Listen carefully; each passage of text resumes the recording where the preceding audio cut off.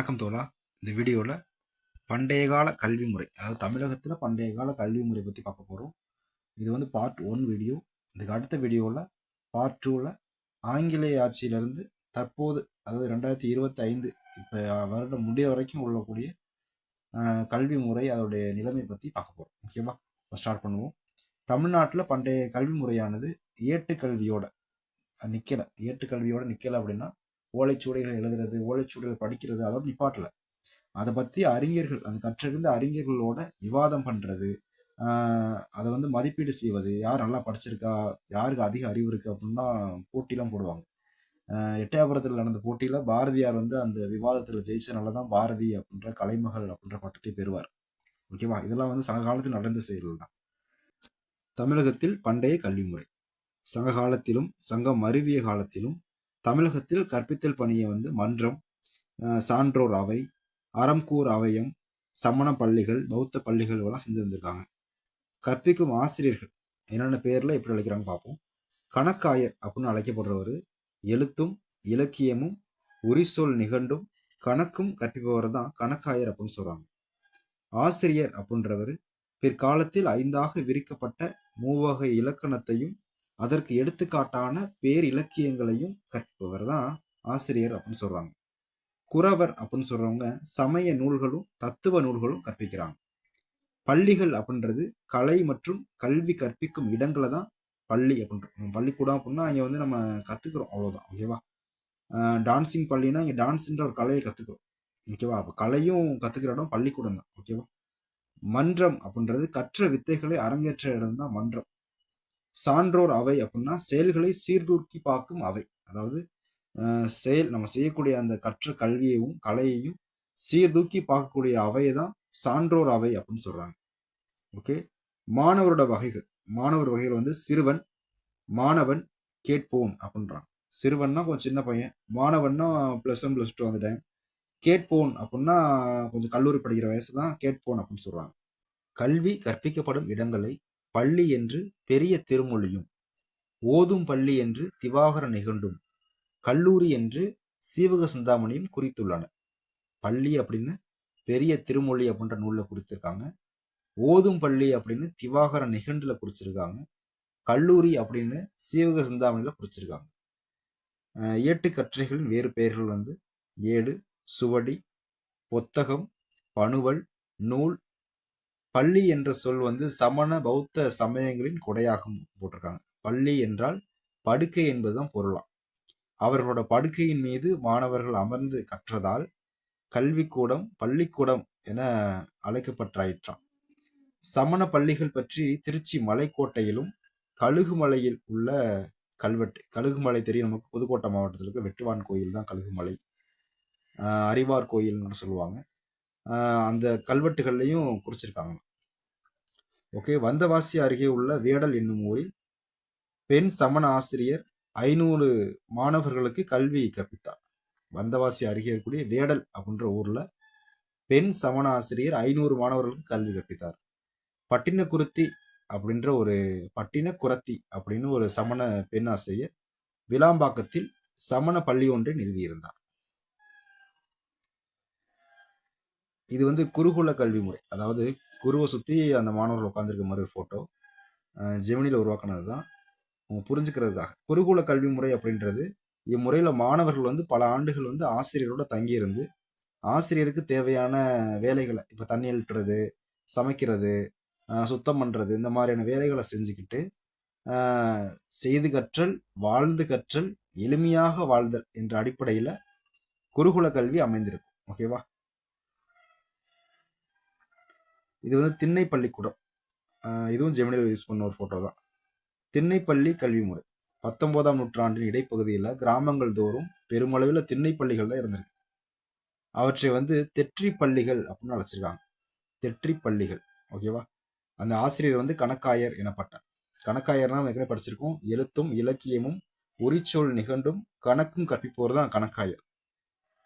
திண்ணை பள்ளிகள், பாடசாலைகள், மக்தாபுகள், மதராசாக்கள் போன்ற கல்வி அமைப்புகள் எல்லாம் ஆங்கிலேயர் வந்து நாட்டுக்கல்வி அப்படின்னு அழைச்சிருக்காங்க. இந்த மக்தாபுக்கள் அப்படின்றது தொடக்க கல்வி முறை, மதராசா அப்படின்றது அதுக்கு அடுத்த நிலை. ஓகேவா, அந்த மாதிரி வரும். இது எல்லாத்தையுமே ஆங்கிலேயர் வந்து நாட்டுக்கல்வி அப்படின்னு ஒரே இதில் முடிச்சிட்டாங்க. ஓகேவா. மில்டனின் சொர்க்க நீக்கத்தை தமிழில் மொழிபெயர்த்த உயிரின வள்ளுவர் மருத்துவருமான வெள்ளைக்கால் பா. சுப்பிரமணியனார் திருநெல்வேலி தெற்கு தெரு கணபதி திண்ணை பள்ளிக்கூடத்தில் 4 வருடங்கள் படித்தார். இதை எப்படி ஞாபகம் வச்சுக்கிறது எனக்கு தெரியல. இந்த வெள்ளைக்கால் பா. சுப்பிரமணியன், ஓகேவா, சுப்பிரமணியன் கணபதியார் திண்ணை பள்ளிக்கூடம், சுப்பிரமணியன் கணபதியார், இதெல்லாம் கடவுள் பேர் மாதிரி வருது, அதெல்லாம் எப்படியா வச்சுக்கிறீங்களா. 4 வருடங்கள் படிச்சிருக்காரு.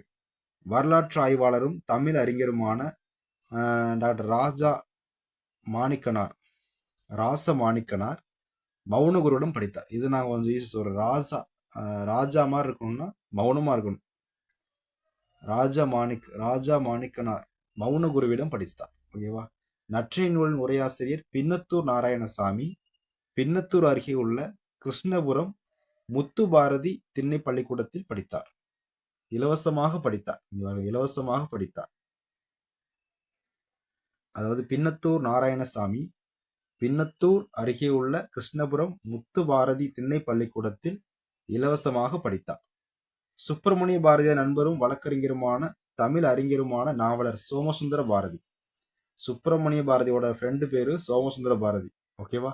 அவர் எட்டயாபுரம், எல்லாரும் 2 பேருமே எட்டயாபுரம் தான். அதனால எட்டயாபுரம் திண்ணை பள்ளிக்கூடத்தில் படித்தார் அப்படின்னு ஈஸியா வச்சுக்கலாம். சிலப்பதிகாரத்தின் உரையாசிரியர் வேங்கடசாமி வல்லம் குருசாமி வாத்தியாரிடம் திண்ணை பள்ளிக்கூடத்தில் படித்தார். வேங்கடசாமி குருசாமி அப்படின்னு ஈஸியா வச்சுக்கலாம்.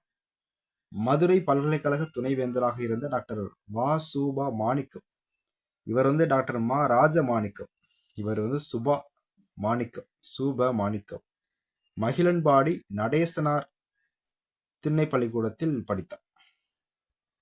இந்த மையாடல் விழா அப்படின்றது சுவடிகளில் உள்ள எழுத்துக்கள் செவ்வனே தெரிவதற்காக, சுவடினா இப்போ நம்ம ஸ்லேட்டு சொல்றோமா, ஸ்லேட்டு குச்சி வச்சு எழுதுவதெல்லாம் சின்ன பிள்ளைகள் உள்ள காலம்.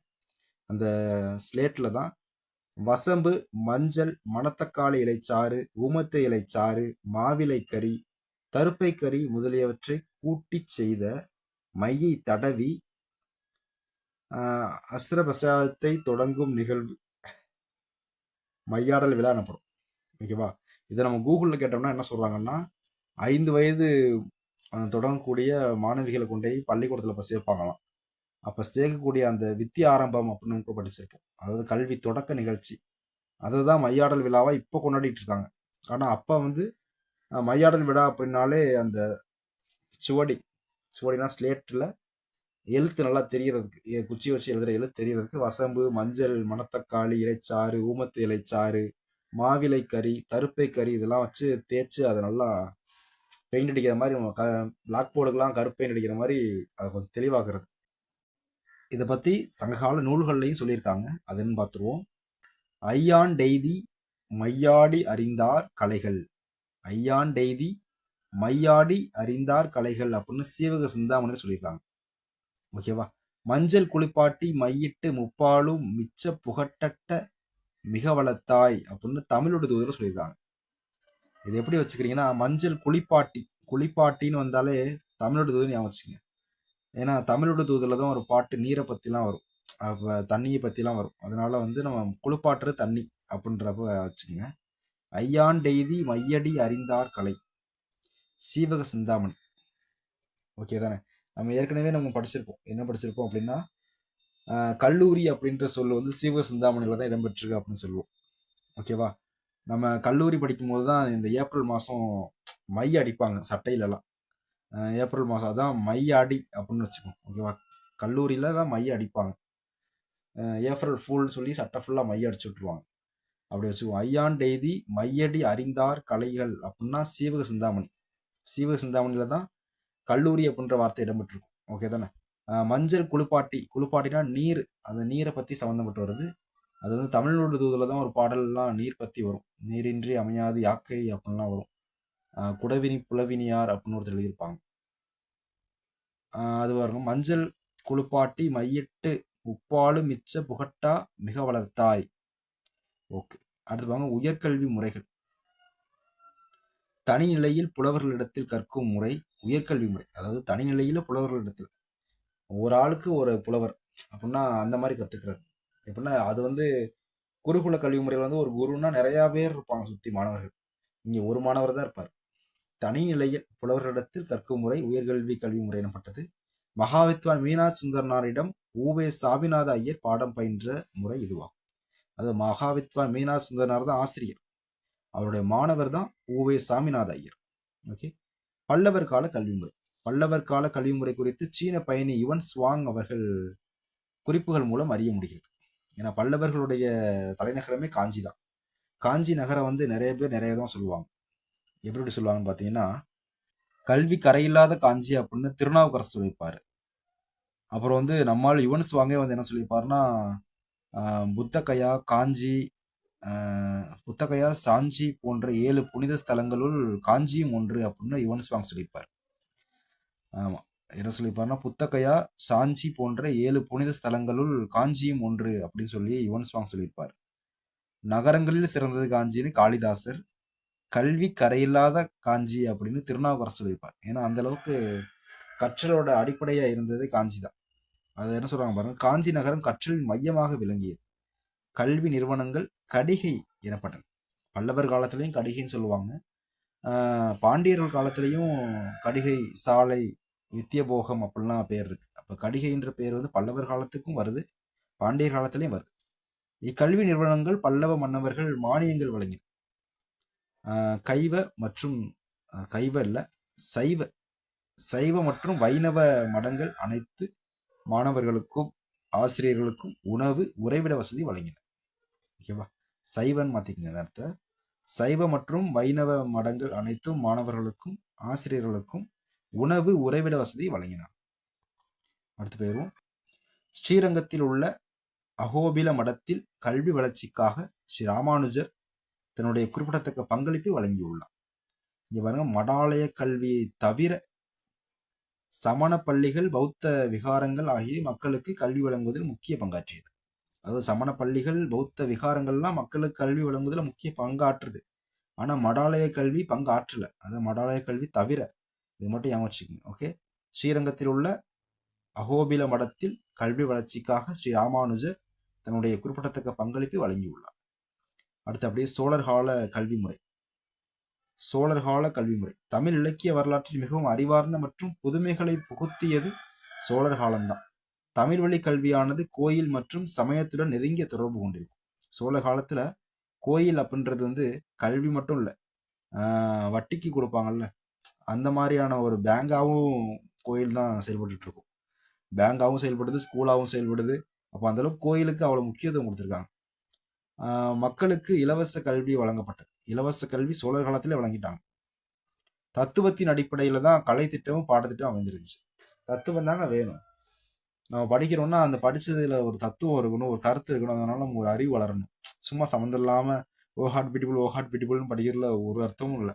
தத்துவத்தின் அடிப்படையில கலை திட்டமும் பாடத்திட்டம் அமைஞ்சிருக்கு. சூப்பரா இருக்கு இந்த மாதிரி இருந்தா.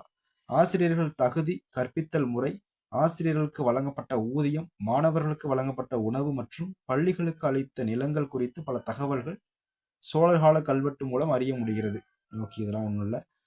தென் ஆற்காடு மாவட்டத்தில் உள்ள ராஜராஜன் சதுர்வேதி மங்கலத்தில் புகழ்பெற்ற வேத கல்லூரி இருந்தது. தென் ஆற்காட்டுல ராஜராஜ சதுர்வேதி மங்கலத்துல புகழ்பெற்ற வேத கல்லூரி ஒன்று இருந்திருக்கு.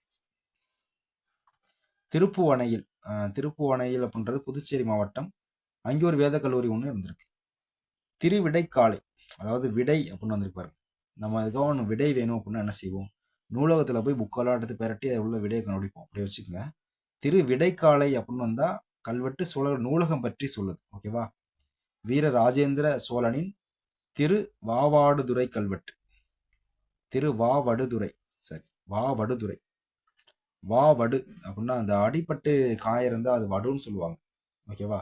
அப்ப அந்த காயத்தை வடு அப்படின்னு சொல்லுவோம். இந்த வீக்கம் வத்திருச்சா அப்படின்றதெல்லாம் சில சைடு வந்து வடு வத்திருச்சான்னு கேட்பாங்க. அப்போ அது வந்து ஒரு காயத்தை குறிக்கிற மாதிரி வருது இல்லை. அப்போனா மருத்துவ பள்ளி அப்படின்னு அமைச்சு. அதாவது விடை வேணும்னா நூலகத்துக்கு போகணும். வடு அப்படின்னா காயம்னு வச்சுக்கோங்க. காயம் இருந்துச்சுன்னா நம்ம வந்து மருத்துவமனைக்கு போவோம். அதை மட்டும் தெரிஞ்சுக்கணும். திருவிடைக்காலை கல்வெட்டு சோழர் கால நூலகம் பற்றியும் வீரராஜேந்திர சோழனின் திருவாவடுதுறை கல்வெட்டு மருத்துவ பள்ளி பற்றியும் குறிப்பிடுகிறது. பாண்டிய மன்னர்களின் காலம். பாண்டிய மன்னர்களின் காலம் வந்து கம்மிதான். பாண்டிய மன்னர்கள் செப்பு தகடுகள் மூலம் அவர்கள் சமஸ்கிருதத்தை ஆதரித்தார்கள் என்பது அறிய முடிகிறது. இவர்கள் காலத்தில் கல்வி நிலையங்கள் கடிகை, சாலை மற்றும் வித்திய சாதனம் அப்படின்னு அழைக்கிறாங்க. ஆசிரியர்களுக்கு வழங்கப்பட்ட நிலங்கள் சாலபோகம் என அழைக்கப்பட்டது. இதெல்லாம் ப்ரீவியஸ் கொஸ்டின். ஆசிரியர்களுக்கு வழங்கப்பட்ட நிலங்கள் சாலபோகம். கன்னியாகுமரியில் வல்லப பெருஞ்சாலையில் கந்தருள் சாலையில் புகழ்பெற்ற கல்லூரி நிறுவினார்கள். கல்வியை மேம்படுத்துவதில் மடங்கள் முக்கிய பங்கு வகித்தன. மடங்கள் அப்படின்றது பௌத்த மடங்கள், சமண மடங்கள் தான் சொல்றாங்க. ஓகே. விஜயநகர ஆட்சி கல்வி முறை. விஜயநகர ஆட்சியின் கீழ் கல்வி முறை செழித்தோங்கி இருந்தது. விஜயநகர ஆட்சியாளர்கள் பல கல்வி நிலையங்களை ஏற்படுத்தினர். இவர்களின் ஆட்சியில் திண்ணை பள்ளிக்கூடங்கள் ஏற்படுத்தப்பட்டது. அதாவது திண்ணை பள்ளிக்கூடங்கள் வந்து விஜயநகர ஆட்சி காலத்துல ஏற்படுத்தியிருக்காங்க. இது ஒரு நல்ல கொஸ்டின். வீரப்ப நாயக்கர் காலத்தில் மதுரைக்கு வருகை புரிந்த பெர்னாண்டஸ். வீரப்ப நாயக்கர் காலத்தில் மதுரைக்கு வருகை புரிந்த பெர்னாண்டஸ் அங்கு ஒரு தொடக்க பள்ளியை நிறுவினார். பெர்னாண்டஸ் என்ன சொல்லியிருக்காருன்னா தொடக்க பள்ளியை நிறுவித்தார் மதுரையில. வீரப்ப நாயக்கர் காலத்துல மதுரைக்கு வந்திருக்காரு, அங்கே ஒரு தொடக்கப்பள்ளி நிறுவியிருக்கார். ஓகே. இவர் தான் சரபோஜி மன்னர் ஞாபகம். இரண்டாம் சரபோஜி. ஒரு சின்ன போட்டோ தான். ஏன்னா இவர் நூலகம், எழுத்து, 18 தொகுதிகளை கொண்ட மூலிகை கொண்ட மருத்துவ நூல்லாம் எழுதியிருப்பாரு. அதனாலதான் அந்த மாதிரி போட்டோ எடுத்திருக்கேன். இதுவும் ஜெமினில உருவாக்கப்பட்ட ஒரு போட்டோ தான். ஓகே. மராத்திய ஆட்சியில் இரண்டாம் சரபோஜியின் கல்விக் கொள்கை. இவர் ஒரு தலை சிறந்த அரசர். இவர் வந்து ஜெர்மானிய சமய பரப்பு குழுவை சேர்ந்த ஃபெடரிக் ஸ்வாட்ச் அப்படின்ற ஒரு மூலமாக தான் கல்வி பயின்றாரு. மேற்கத்திய அறிவியல் மற்றும் மருத்துவத்தை கையாளும் மருத்துவராகவும் திகழ்ந்தார்.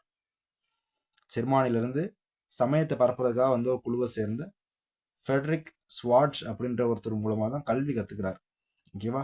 இவர் மேற்கத்திய அறிவியல் மற்றும் மருத்துவத்தை கையாளும் மருத்துவராகவும் திகழ்கிறார். அனைத்து துறைகளையும் சார்ந்த புத்தகங்களை கொண்ட நூலகங்களை வைத்திருந்தார். ஓகேவா. இரண்டாம் சரபோஜி நவீன திட்டங்கள். அதாவது இவர் இரண்டாம் சரபோஜி காலம் அப்படின்றப்பதான், இந்த காலத்துலதான் 1823 ஆளுநர் மான்ரோ வந்து ஒரு கல்வி கணக்கெடுப்பு எடுப்பார். அப்ப தஞ்சாவூர் முழுவதுமே, அந்த தஞ்சாவூர் சரபோஜி ஆட்சி புரிஞ்சிட்டு கூட தஞ்சாவூர் முழுவதுமே 44 பள்ளிகள் இருக்கும். அதுல அரசவை மூலமா மட்டுமே, சரபோஜியோட அரசவை மூலமா மட்டுமே 21 இலவச பள்ளிகள் நடத்தப்படும். ஓகேவா. சமய பரப்பாளர்கள், அதாவது வெளில இருந்து சமயத்தை பரப்புறதுக்கு, அது கிறிஸ்துவ சமயத்தை பரப்ப வந்தாங்கல்ல, அவங்க மூலியமா 19 பள்ளிகள் நடக்கும். ஆலய நிர்வாகம் ஒரு பள்ளியையும், ஆசிரியர்கள் எல்லாம் சேர்ந்து தாமாகவே ஒரு 3 பள்ளிகளை இலவசமா நடத்துவாங்க. ஆக மொத்தம் 44 பள்ளிகள். ஓகேவா. அதுல வந்து அரசவை மூலம் மட்டுமே 21 பள்ளிகள் இலவசம் நடத்திட்டு இருக்காங்க. ஓகேவா. மராத்தி மற்றும் சமஸ்கிருத மொழிகளுக்கு அச்சகத்தை நிறுவினார். சரஸ்வதி மகால் நூலகத்தை மேம்படுத்தினார். நவீன பொது பள்ளிகள் அரசு மூலம் நிறுவி ஆங்கில மற்றும் பிராந்திய மொழிகள் இலவச கல்வி கற்பிக்க வழி செய்தார். பாருங்க, இலவச கல்வி கற்பிக்கிறதுக்கு இவர் வழி செய்யறார். அதான் 21 பள்ளிகள்ல இலவச கல்வி கற்பிக்கிறாங்க. அப்புறம் என்ன இவரோட ஆட்சியில. இவர் காலத்தில் வாழ்ந்த தரங்கம்பாடி சமயபரப்பு குழுவை சேர்ந்த அறிஞர் GS ஜான் என்பவர் கல்வித்துறையில நவீன முறைகளை புகுத்துறார். யாரு? தரங்கம்பாடியில் இருக்கக்கூடிய சமய பரப்பு குழுவை சேர்ந்த GS ஜான் நவீன கல்வி முறைகளை புகுத்துறார். யாரு? சரபோஜியோட ஆட்சி காலத்துலதான். அடுத்து பாருங்க. அப்படியே 1803 ஆண்டு தஞ்சாவூரில் கிறிஸ்தவர்கள் அல்லாத உள்ளூர் குழந்தைகளின் கல்விக்காக முதலாவது நவீன பள்ளியை நிறுவினார். 1803 தான் தஞ்சாவூர்ல கிறிஸ்தவர்கள் அல்லாத உள்ளூர் குழந்தைகளுக்காக முதலாவது நவீன பொதுப்பள்ளி நிறுவினார். கிறிஸ்தவ குழந்தைகளுக்கு எல்லாம் அந்த சமய பரப்பு குழு, ஆலய நிர்வாகம், இவங்க எல்லாமே ஒரு பள்ளிகள் நடத்துறாங்கல்ல, இலவச பள்ளிகள். அதாவது சமய பரப்பு குழுவே 19 பள்ளிகள் நடத்துவாங்க அந்த இடத்துல. ஆலய நிர்வாகம் ஒரு பள்ளி நடத்தும். அவங்களே வந்து அந்த கிறிஸ்தவர்களுக்காக வந்து பள்ளிகளை எல்லாரும் சேர்த்துக்குவாங்க. அப்ப கிறிஸ்தவர் அல்லாத குழந்தைகளுக்கு தான் இவர் வந்து பள்ளிகளை உருவாக்குறாரு. ஓகேவா. ஆதரவற்ற மற்றும் ஏழை மாணவர்களுக்கு இலவச தொடக்க உயர்நிலை பள்ளிகள் நிறுவினார். புதிய மற்றும் நவீன கல்வி முறைக்காக நவவித்யா என்ற முறையில் அரசவை நடத்தி இப்பள்ளிகளுக்கு அறிமுகம் செய்தார். 1803 தான் எல்லாம் பண்றாரு. ஓகேவா. முக்கதாம்பாள் அன்னசத்திரத்தை நிறுவுறாரு. இந்த அன்னசத்திரத்துல காலையும் மாலையும் 2 வகுப்பறைகளில் 15 ஆசிரியர்கள் பல்வேறு சமூகத்தைச் சேர்ந்த 464 மாணவர்களுக்கு கற்பிக்கிறாங்க. 464 மாணவர்களுக்கு கற்பிக்கிறாங்க. இதே மாதிரி ராஜேந்திர சோழன் வந்து எண்ணாயிரத்துல, இப்ப விழுப்புரம், அப்ப எண்ணாயிரம், அங்கே ஒரு பள்ளி நிறுவுவார். அங்கே வந்து 14 ஆசிரியர்கள் இருப்பாங்க, 340 மாணவர்கள் இருப்பாங்க. ஓகேவா? நம்ம ஹிஸ்டரி படிக்கும்போது தெரியும். அதுல 14 ஆசிரியர்களுக்கு 14 ஆசிரியர்கள் 340 மாணவர்கள் தான் இருப்பாங்க. இங்க 15 ஆசிரியர்கள் 464 மாணவர்கள். ஓகே, அடுத்தது இப்ப எல்லாம் மனிதர்களுக்காகவும் விலங்குகளுக்காகவும் மூலிகை மருந்துகளை தயாரிக்க தன்வந்திரி மஹால் அப்படின்னு ஒரு ஆராய்ச்சி நிறுவனத்தை நிறுவுறாரு. 18 தொகுதிகளை கொண்ட மருத்துவ ஆராய்ச்சி புத்தகத்தை சரபோஜி உருவாக்குறாரு. குமர சம்பவ சம்பு, தேவேந்திர குரவஞ்சி, முத்துராக்ஷயா. இந்த முத்துராக்ஷயா அப்படின்றப்ப நமக்கு கொஞ்சம் குழப்பம். ஏன்னா விசாகதத்தர்னு ஒருத்தர் இருப்பார் குப்தர்கள் காலத்தில். அவர் வந்து முக்து ராட்சம் அப்படின்னு ஒரு புக் எழுதிப்பார். முக்து ராட்சசம், ஆமா, முக்து ராஜசம் அப்படின்ற புத்தகத்தை வந்து விசாகதத்தர் எழுதியிருப்பாரு. முத்து ராக்ஷயா அப்படின்றது இந்த இடத்துல 2 ரா வந்துருக்கு பாருங்க. முக்து, ஜஸ்ட் வெயிட், அந்த ஓகே, முக்து ராஜாஷயான்லாம் போட்டிருக்காங்க. ஓகே, இந்த மாதிரி கொஞ்சம் எப்படின்னா தேவேந்திர குரவஞ்சி முக்து ராஷயா அப்படிங்கிறது ஆகிய நூல்களை எழுதியுள்ளார் அப்படின்னு போட்டிருக்காங்க. ஓகே, முக்து ராட்சசம் அப்படின்றது விசாகதத்தர். கர்நாடக இசையில் மேற்கிந்திய இசை கருவிகளான கிளாரினட், வயலின் ஆகிய கருவிகளை அறிமுகம் செய்தார். தஞ்சாவூர் அரண்மனை வளாகத்தில் தமிழ்நாட்டின் முதலாவது வன உயிரியல் பூங்காவை அமைக்கிறார். 1832 மார்ச் 7ஆம் தேதி ஏறக்குறைய 40 ஆண்டு கால ஆட்சிக்கு பின்னர் சரபோஜி மறைகிறார். இந்த 32 மார்ச் 7ன்றது கொஞ்சம் ஞாபகம் வச்சுக்கோங்க. 40 ஆண்டு காலம் அப்படின்றது ஞாபகம் வச்சுக்கோங்க. அவரோட இறுதி ஊர்வலத்துல, அந்த இறுதி யாத்திரையில 90,000 பேர் அதிகமாக கலந்துக்கிறாங்க. அருள் தந்தை பிஷப் ஹீபரின் அப்படின்றவர் ஒரு கூற்று சொல்றாரு. முடிசூடிய தலைவர்களில் பலரை நான் பார்த்திருக்கிறேன், அதாவது அரசர்கள் நிறைய பேரை பார்த்திருக்கிறேன், ஆனால் இவரை தவிர எவரிடமும் அது இளவரசர் தன்மையோடு அலங்கரித்ததில்லை. வேற யார் வச்சாலும் அது வெறும் கிரீடம் தாங்க, இவர் தாங்க அது கிரீடம் வச்சா அந்த கிரீடம் வந்து ராஜா தன்மையை கொடுத்துருக்கு அப்படின்ற மாதிரி சொல்றாரு. யாரு? அருள் தந்தை பிஷப் ஹீபரின் அப்படின்றவர். ஓகே, சரஸ்வதி மஹால் நூலகம் இது வந்து நாயக்கர் காலத்துல உருவாக்கிடுவாங்க. ஆனா சரபோஜி வந்து ஒரு மராத்தியர், அதாவது நம்ம மராத்தியர் சிவாஜி படிப்போம்ல, அவருடைய வழிமரபுல தான் தமிழ்நாட்டில் ஆட்சி தொடங்குறவர் இவர். அவர் மகாராஷ்டிராவில் இருப்பார், இவர் தமிழ்நாட்டில் தொடங்குறார், அப்படித்தானே? ஓகே, தமிழ்நாட்டில் ஆட்சி பெறுகிறவர். இந்நூலகம் வந்து நாயக்க மன்னர்கள் கட்டப்பட்டது, 2ஆம் சரபோஜி மன்னரால் செறிவூட்டப்பட்டது. ஓகே, 18ஆம் நூற்றாண்டில் பிரெஞ்சு மராத்திய இடையே நடந்த கடித போக்குவரத்து, அதாவது மராத்தியர்களுக்கும் ஆங்கிலேயர்களுக்கும் இடையே 1ஆம் மராத்திய போர், 2ஆம் மராத்திய போர்னு அப்படி வரிசையாக 4 போர்கள் நடக்கும். அப்போ பார்த்தீங்கன்னு வச்சுங்களேன், அந்த பிரெஞ்சோட மராத்தியர்கள் வந்து கூட்டணி இருப்பாங்க. அப்போ பிரெஞ்சுக்கும் மராத்தியர்களுக்கும் இடையே நடந்த கடித போக்குவரத்துகளை, மராத்திய ஆவணங்கள் எல்லாம் மூடி எழுத்து வடிவில் இந்த நூலகத்தில் வச்சிருக்காரு, எழுதப்பட்டு இந்த நூலகத்தில் இருக்கு. அடுத்து கீழ்வாய் இலக்கணம் அப்படின்னா பின்ன எண்ணின் கீழ் தொகை. மேல்வாய் இலக்கணம் அப்படின்னா பின்ன எண்ணின் மேல் தொகை. குழி மாற்று அப்படின்னா பெருக்கல் வாய்ப்பாடு. இது எப்படி வந்துச்சுன்னா அந்த பல்லாங்குழி விளையாடுறவங்களுக்கு தெரிஞ்சிருக்கும். குழி மாற்று அப்படின்னா அப்படி கிராஸா மாத்துறது, ஓகேவா? கிராஸா மாத்துவாங்க, அதுதான் குழி மாற்றுன்னு சொல்லுவாங்க. இப்போ பெருக்கல் அப்படின்றது கிராஸா இருக்குல்ல, அதான். சீதாள பத்திரம் அப்படின்றது தாழை மடல். இது வந்து போன தடவை ஒரு தடவை டிஎன்பிஎஸ்சி எக்ஸாம்ல தமிழ்ல கேட்டிருந்தாங்க, சீதாள பத்திரம் அப்படின்னா என்னன்னு. தாழை மடல். நாராசம் அப்படின்னா இரட்டை துளை உள்ள ஏடுகளில் உள்ள துளைகளில் செருகப்படும் செப்பு கம்பி அல்லது மூங்கில் குச்சி. அதாவது எல்லா பேப்பர்லையும் துளை இருக்கும், அந்த துளையில சொருக்கி வைக்கக்கூடிய ஒரு செப்பு கம்பியோ அல்லது ஒரு மூங்கில் குச்சியோ தான் நாராசம் அப்படின்னு சொல்றாங்க. ஓகே, இதோட இந்த வீடியோ முடியுது. இதோட பிடிஎஃப் என்னோட டெலிகிராம் சேனலில் கொடுத்துட்றேன். இதுக்கு அடுத்து வந்து பார்ட் 2 வீடியோவில் ஆங்கிலேய ஆட்சியில கல்வி முறை, அதுல இருந்து இப்போ உள்ள 2025 வரைக்கும் கல்வியில கொண்டுப்பட்ட குழுக்கள் என்னென்ன கல்வியில செஞ்சிருக்காங்க, முக்கியமான விஷயங்கள் எல்லாத்தையும் பார்ப்போம். மீண்டும் சந்திப்போம். நன்றி தோழர். இதோட பிடிஎஃப் என்னோட டெலிகிராம் சேனல் இருக்கு, வேணுன்றவங்க டவுன்லோட் பண்ணிக்கலாம்.